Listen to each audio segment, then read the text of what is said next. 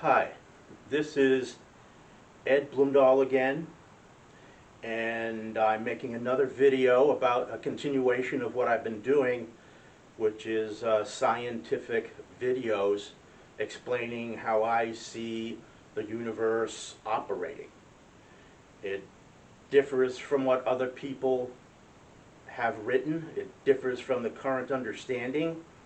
But I have gone through it and thought about it and concluded that a lot of what is currently accepted as true simply isn't. But this isn't going to be the type of scientific video today.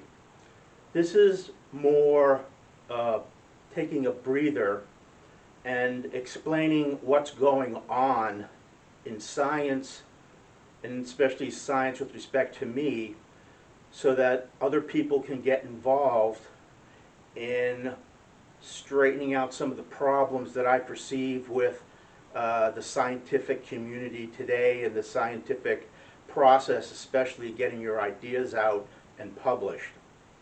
So, like I said, this is a very different type of video for me.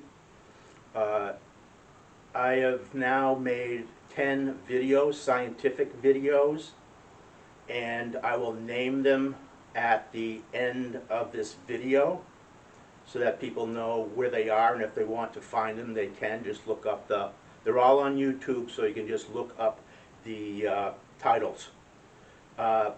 What I'm going to mention has actually happened. I have interacted with the scientific community for the last 3 years almost every day.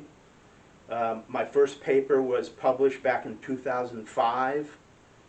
The last several years I've pretty much gone at it with great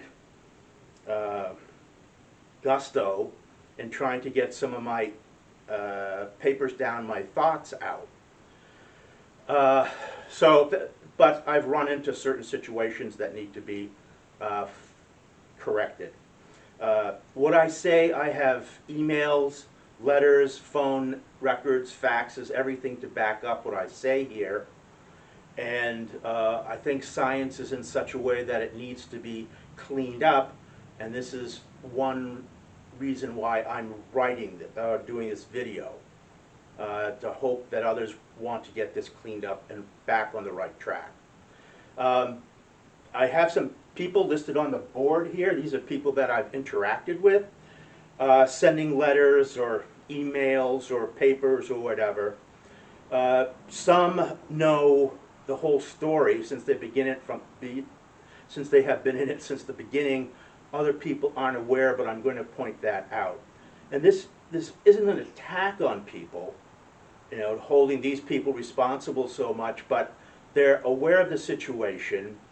And if what I'm looking for here is the truth, what happened, in a couple of different ways. And these people sort of hold the key, but what I've met is just a wall of silence. No one will talk to me. No one will contact me. No one returns anything to me. No phone calls, no emails, right? Very few things. So to get around that wall of silence, I'm sort of listing these people as the ones that people that are interested in science and moving science forward can call. So I have, like, the first one is Felix Rosenbaum. He's the president of Caltech, and his phone number. So even if you can't read his phone number, it's public, so you can go look at it. But these people need to be held accountable for the truth. They know it. They're just not saying anything about it. And I'll have more to say at the end of this too. So I'm going to list some of these people and talk about what happened and what's going on. So the first one is Felix Rosenbaum, the president of Caltech. And phone number right there, you can read it. When I first started interacting with Caltech, I actually wrote a letter, I think, to the Board of Trustees, and having read Richard Feynman's books, I wrote and I just said I would have liked to have taken a class with Richard Feynman, because I think not only was his teaching style interesting and fun to do, but certainly he had a wealth of knowledge and experience. So that's sort of where it started. And then as I started writing my own papers, I started to send them to certain people within Caltech, but nothing ever really happened about it. Nothing really ever happened to do about it. Anyway, I also wrote a manifesto, and in which I said, this is like 3 years ago, which I said that here's my vision of what's going to happen in physics. And I said, the special theory of relativity is going to go away. The general theory of relativity is going to go away. And the relativistic mass, or anything really relativistic, is also going to go away. And as I have done, I've basically completed that task in my papers. And you can go through some of them. The first one was breaking the light barrier, adding velocities beyond the speed of light. And if you look at it, I basically take the whole theory on, and it has nothing truth about it whatsoever. So that's gone. The general theory is going to go away. Like I said, relativistic mass or anything relativistic. So that's sort of where it went off. There'll be more. There'll be more coming back to Mr. Rosenbaum in a second. The second person is Leo Reef, I think, Reef, and he's the president of MIT. And I have written several letters to them, to him. Nothing back, just a wall, just sort of a wall of silence. And most of these people here are all administrators. And then you might say, well, we're all the physicists. All the physicists didn't do anything.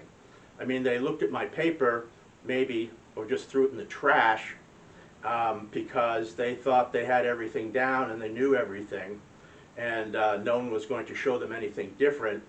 So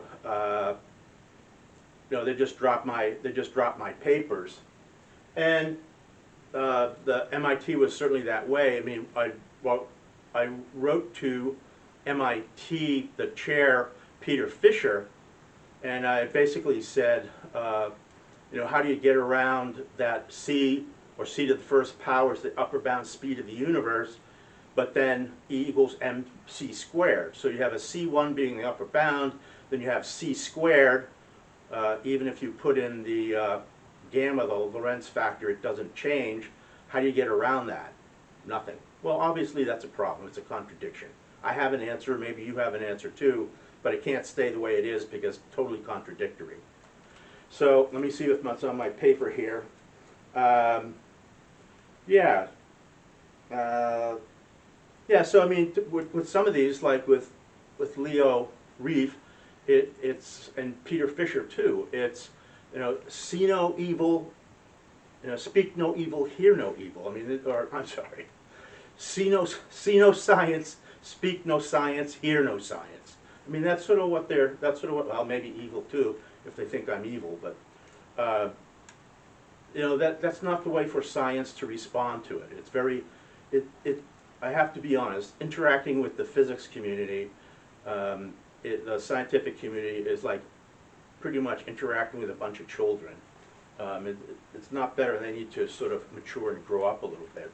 So I went to the administration because the professors weren't doing anything. And I said, hey, there's a problem here.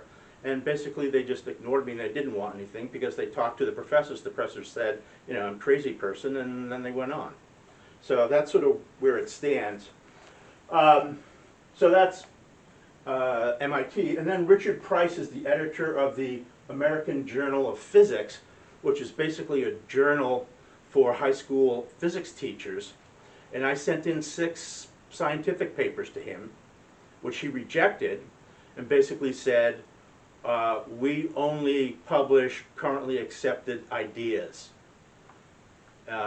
So that's okay. I don't mind having my papers rejected per se. It's just part of publishing. But I wrote a paper after that where I said, and I sent it out to several people, including Caltech, you know, that's sort of a nice idea of not publishing papers other than those that are currently accepted thinking. What happens if the currently accepted thinking is wrong? That's another problem. That's the other side of the problem, right? It's great if it's, you know, teaching Newton's, you know, some of his ideas, but then when you start teaching some of Einstein's ideas, they're not correct. Like I said before, Einstein was mostly wrong, not right. And that's what I have been doing in my videos. It's nothing against Mr. Einstein personally, it's science, and that's the way it works. So, the papers were denied publication. Like I said, that's fine. And I didn't think much about it until I found out a little later that what happened is the paper that I had written after my physics papers or science papers were rejected was that Caltech had asked Richard Price for the 6 papers that I wrote. And Richard Price sent them back to Caltech, my 6 papers that were rejected. And I know about this. I mean, what happened is not in dispute. So the problem here is I never gave Richard Price the right or permission to send my papers to anyone. He rejected them, that's fine. They're still mine. He sent them out to somebody. No, you can't do that, right? He went behind my back, and so didn't Caltech. Mr. Rosenbaum knows about it. The people at Caltech know about it. AJP is connected to MIT, I think, through a server. So Leo Reef knows about it. Richard Price certainly knows about it. These other people pretty much know about it. But what they did was 100% unethical. And I'm trying to find out, you know, who, what, when, where, why, and why won't you say anything? They won't. Like I said, it's just a wall of silence. Moving papers, you know, illicitly behind an author's back to other people without telling him is about the worst offense you can commit in academia, right? I mean, you don't do that. You don't take somebody's papers and then send them to other people without him knowing, that author knowing about it. That's what they did.